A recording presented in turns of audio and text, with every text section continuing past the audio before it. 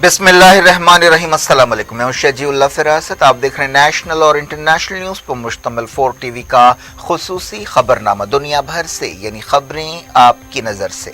سب سے پہلے head lines. Modi اور پوٹین کی سالانہ چوٹی ملاقات، انڈیا اور رشیا کے درمیان تعاون کے کئی سمجھوتے۔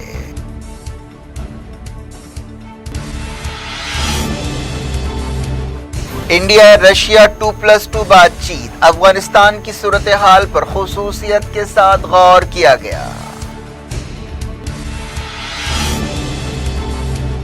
طیب اردوان اہم دورے پر قطر پہنچے، منگل کو شیخ تمیم سے ملاقات کریں گے۔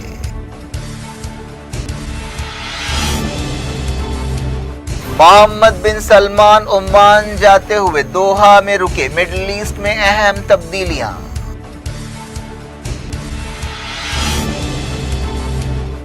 اسرائیلی فوج نے 2 فلسطینیوں کو ہلاک کر دیا، خالد مشعل نے کہا مسلم امت غزہ ناکہ بندی ختم کرنے کے لیے کام کرے۔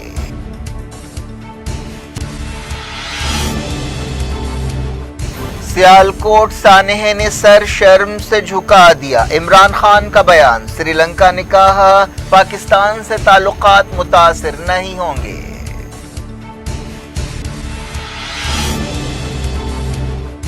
ناگالینڈ میں ہلاکتوں پر پارلیمنٹ میں ہنگامہ، امت شاہ نے کیا افسوس کا اظہار، اپوزیشن کا واک آؤٹ، افسپا برخاست کرنے کا مطالبہ۔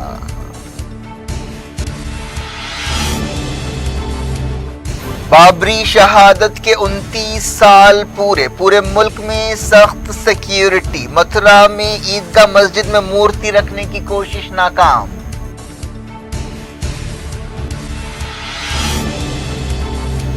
ٹیم انڈیا نے ممبئی ٹیسٹ 372 رن سے جیت لیا، اشونت اور جینت یادو دوسری اننگز میں چھا گئے۔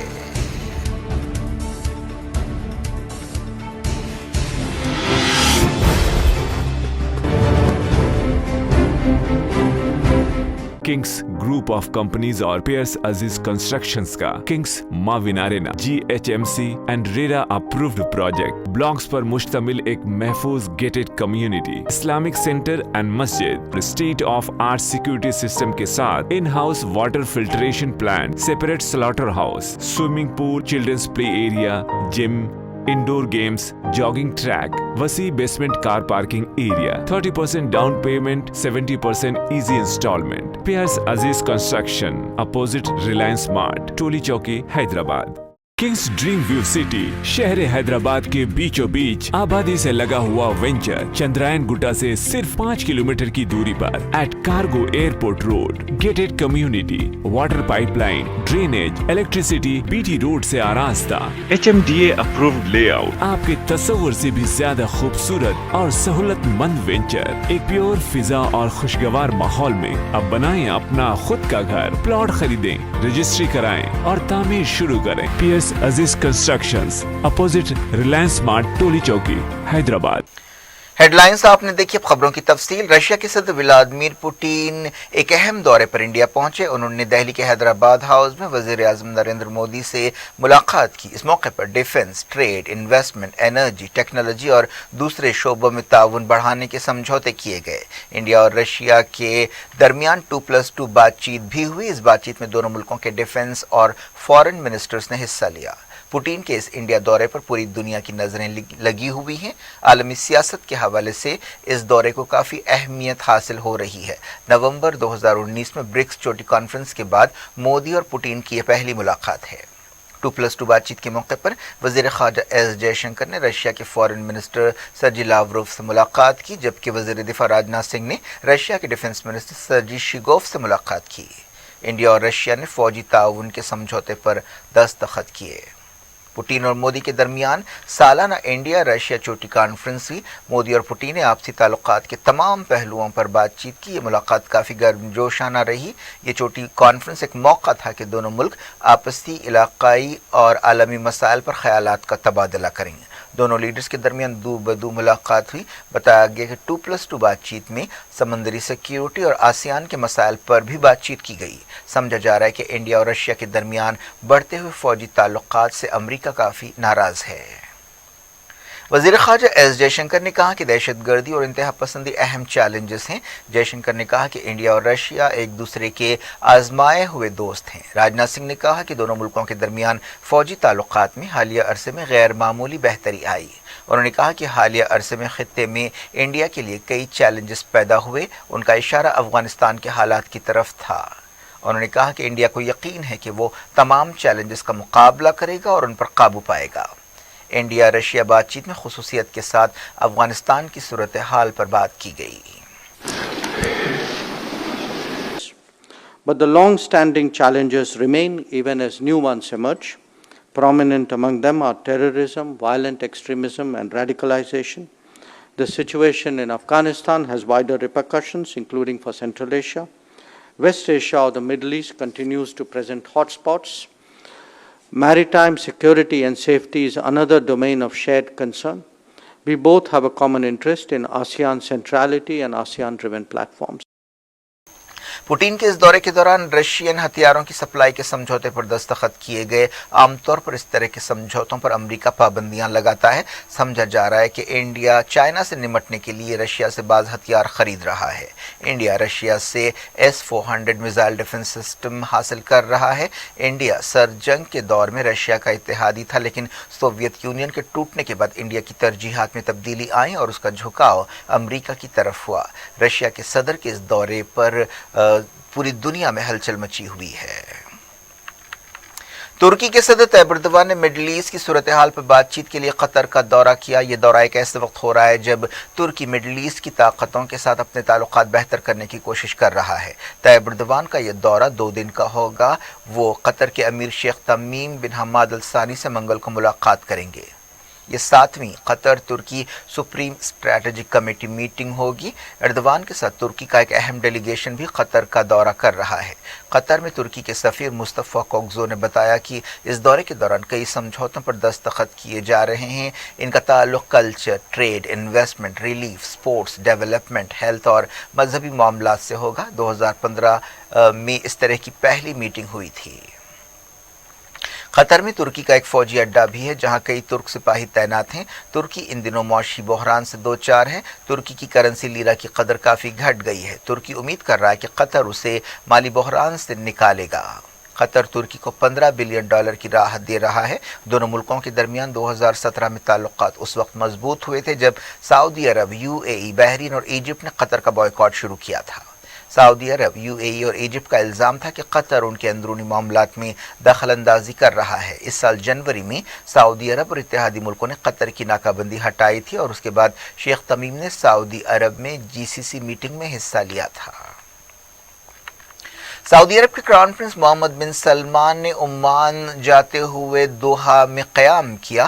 وہ عمان کے سلطان ہشام بن طارق سے ملاقات کر رہے ہیں. انہوں نے جولائی میں سعودی عرب کا دورہ کرتے ہوئے شاہ سلمان سے ملاقات کی تھی. اس کے بعد یہ دورہ ہو رہا ہے جس میں آپسی دلچسپی کے علاوہ علاقائی اور آپسی معاملات پر بات چیت ہو رہی ہے. خاص طور پر عمان اور سعودی عرب کے مفادات کے بارے میں بات ہوگی. عمان کی سرکاری نیوز ایجنسی نے بتایا کہ یہ دورہ خلیج کے دونوں ملکوں کے درمیان تاریخی تعلقات کا ثبوت ہے. 50 سال سے سعودی عرب اور عمان کے درمیان تعلقات اچھے رہے ہیں اور انہوں نے کئی معاملات میں ایک دوسرے کا تعاون کیا ہے. اس دوران UAE کے اعلیٰ سیکیورٹی عہدیدار تہران پہنچے اور وہ تہران میں ایرانی عہدیداروں سے ملاقاتیں کر رہے ہیں. وہ UAE کے نیشنل سیکیورٹی ایڈوائزر ہیں اور ابوظہبی کے بااثر کراؤن پرنس کے بھائی ہیں. یہ دورہ اس بات کا ثبوت ہے کہ دونوں ملک تعلقات میں بہتری چاہتے ہیں. سعودی عرب کے فوجی اتحاد نے یمن کے حوثیوں کی طرف سے فائر کیے گئے کئی ڈرونز کو مار گرانے کا دعویٰ کیا ہے. فوجی اتحاد کے ایک ترجمان نے یہ بات بتائی. اس دوران عرب پارلیمنٹ نے سعودی عرب میں یمن سے حوثیوں کے حملے کی مذمت کی ہے. ایک رپورٹ میں کہا گیا کہ یمن کے ماریب میں حوثیوں کے 4 میزائلز گرے. یہ میزائل آبادی والے علاقے میں گرے. اس دوران ہادی حکومت کے وزیر اطلاعات نے یونائیٹڈ نیشنز اور امریکہ سے کہا ہے کہ وہ حوثیوں سے آبادی والے علاقوں پر حملوں کی مذمت کریں. اسرائیلی فوج نے مغربی کنارے کے شہر تل کرام میں ایک فلسطینی نوجوان کو گولی مار کر ہلاک کر دیا۔ اس سے پہلے القدس میں بھی ایک فلسطینی کو ہلاک کیا گیا۔ اسرائیلی فوج نے ایک بیان میں کہا کہ تل کرام کے قریب ایک چیک پوائنٹ پر رات 1:20 پر یہ واقعہ پیش آیا۔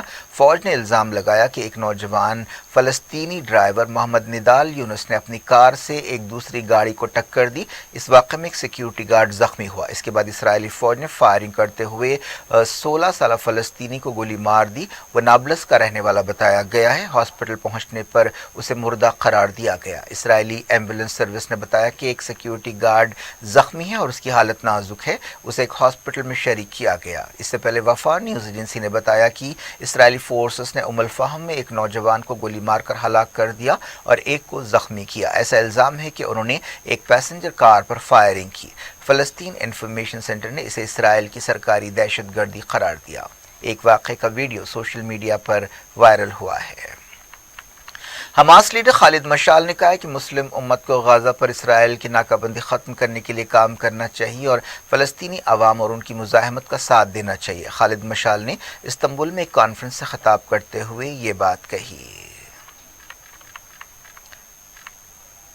افغانستان کے عہدیداروں نے ورلڈ بینک سے اپیل کی ہے کہ ملک کو بحران سے نکالا جائے۔ ورلڈ بینک کے ترجمان نے بتایا کہ افغانستان کے ڈونرز نے فیصلہ کیا ہے کہ 10 دسمبر تک افغانستان کو مالی مدد پہنچائی جائے۔ اس دوران افغانستان کے لوگ کافی پریشان ہیں جنہیں ایک انسانی بحران کا سامنا ہے۔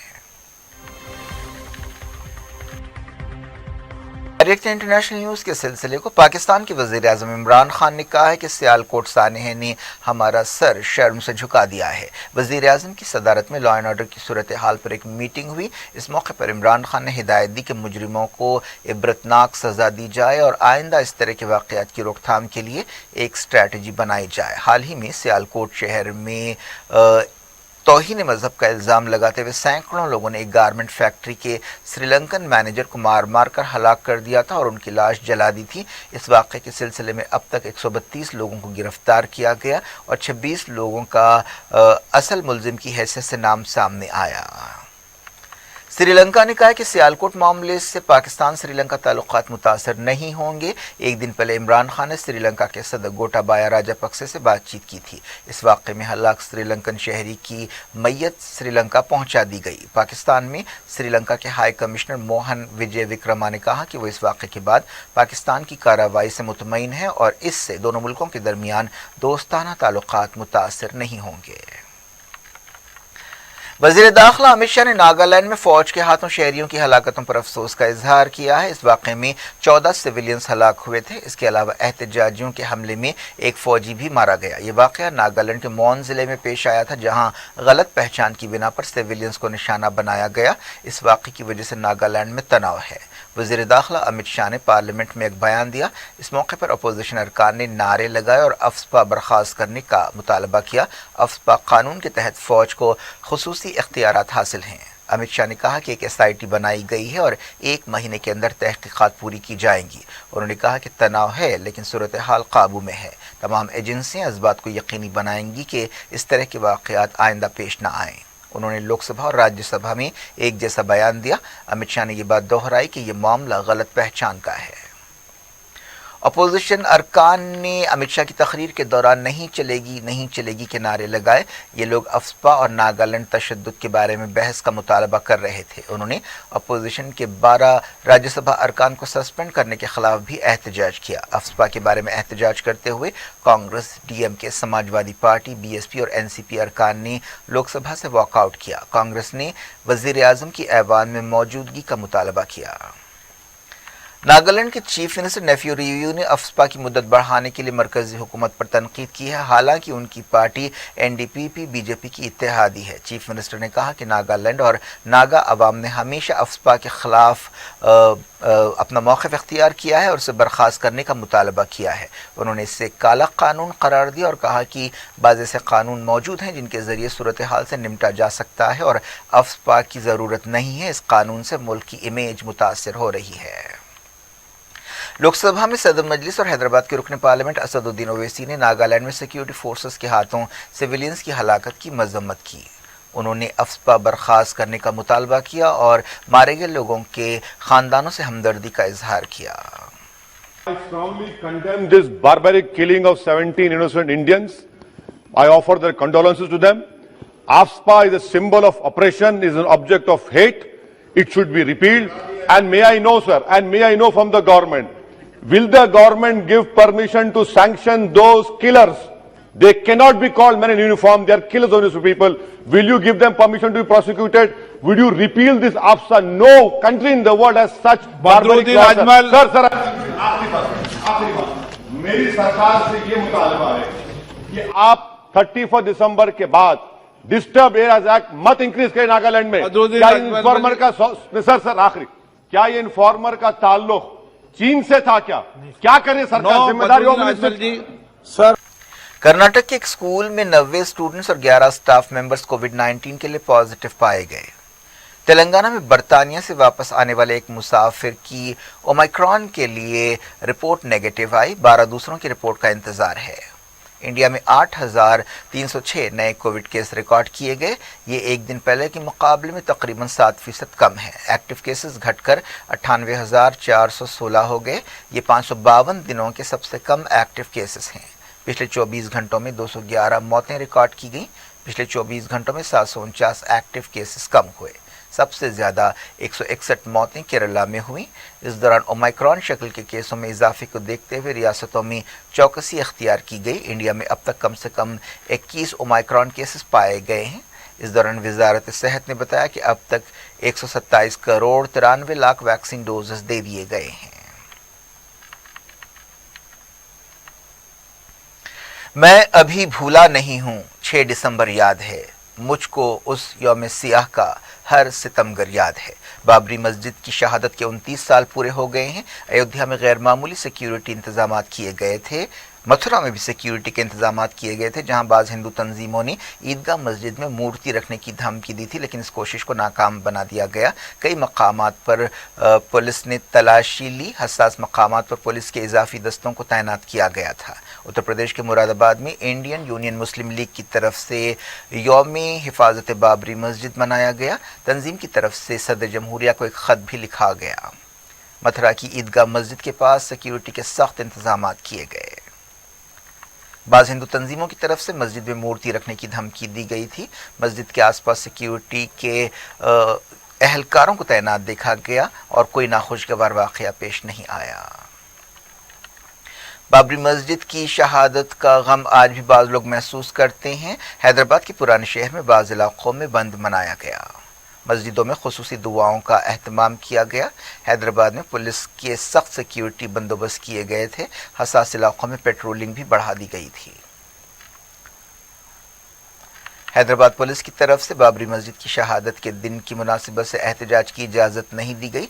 दरसगाह जिहाद शहादत तंजीम के दफ्तर के पास भी पुलिस की गाड़ी देखी गई।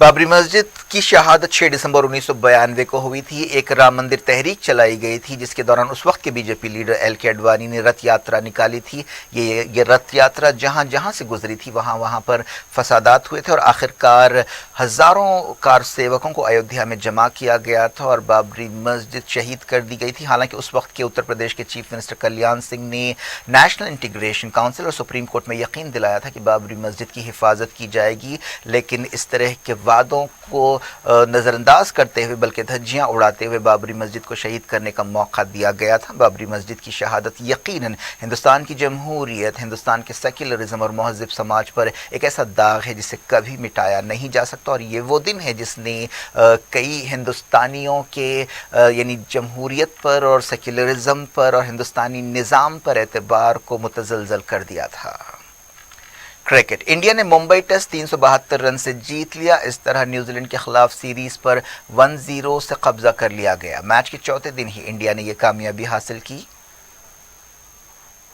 540 रन के बड़े निशाने का पीछा करते हुए न्यूजीलैंड की टीम 167 पर अपनी दूसरी इनिंग्स में आउट हो गई।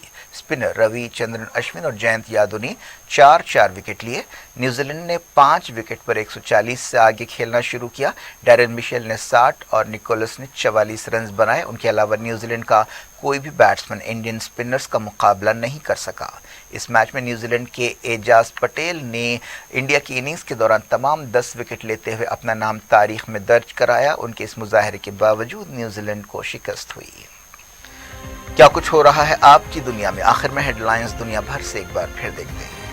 کنگس گروپ آف کمپنیز اور پیئرس عزیز کنسٹرکشنز کا Kings Maven arena GHMC and RERA approved project blocks پر مشتمل ایک محفوظ gated community, Islamic centre and مسجد، state of art security system کے ساتھ in house water filtration plant, separate slaughter house, swimming pool, childrens play area, gym, indoor games, jogging track, وسیع basement car parking area, 30% down payment, 70% easy instalment. Peers عزیز construction, opposite Reliance Mart, Toli Chowki, Hyderabad. Kings Dream View City شہر حیدرآباد کے بیچوں بیچ آبادی سے لگا ہوا venture Chandrayan گٹا سے صرف 5 کلومیٹر کی دوری پر at cargo airport road, gated community, water pipe line, drainage, electricity, BT road سے آراستہ، HMDA اپرووڈ لے آؤٹ، آپ کے تصور سے بھی زیادہ خوبصورت اور سہولت مند وینچر، ایک پیور فضا اور خوشگوار ماحول میں اب بنائیں اپنا خود کا گھر۔ پلاٹ خریدیں، رجسٹری کرائیں اور تعمیر شروع کریں۔ Periods Aziz constructions, opposite Reliance Mart, Toli Chowki, Hyderabad. Modi اور پوٹین کی سالانہ چوٹی ملاقات، انڈیا اور رشیا کے درمیان تعاون کے کئی سمجھوتے۔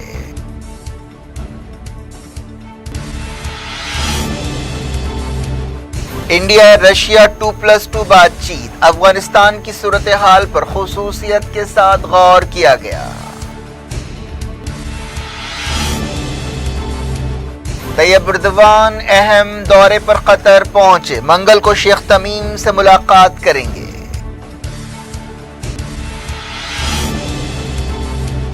محمد بن سلمان عمان جاتے ہوئے دوحہ میں رکے، مڈل ایسٹ میں اہم تبدیلیاں۔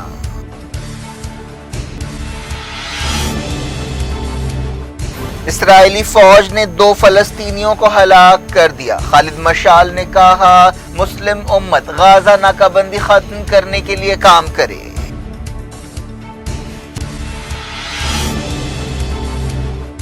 سیالکوٹ سانحے نے سر شرم سے جھکا دیا، عمران خان کا بیان، سری لنکا نے کہا پاکستان سے تعلقات متاثر نہیں ہوں گے۔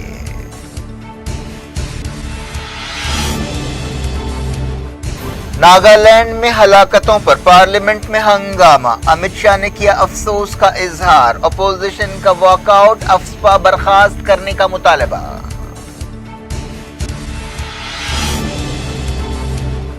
بابری شہادت کے 29 سال پورے ملک میں سخت سیکیورٹی، متھرا میں عیدگاہ مسجد میں مورتی رکھنے کی کوشش ناکام۔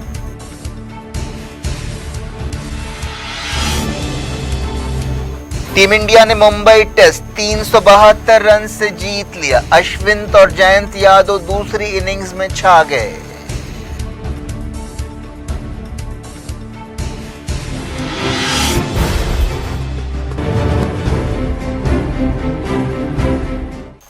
یہ تھی آج کی خبریں، ہم شجیع اللہ فراست کو دیں اجازت اور اپنا بے حد خیال رکھیں۔ اللہ حافظ۔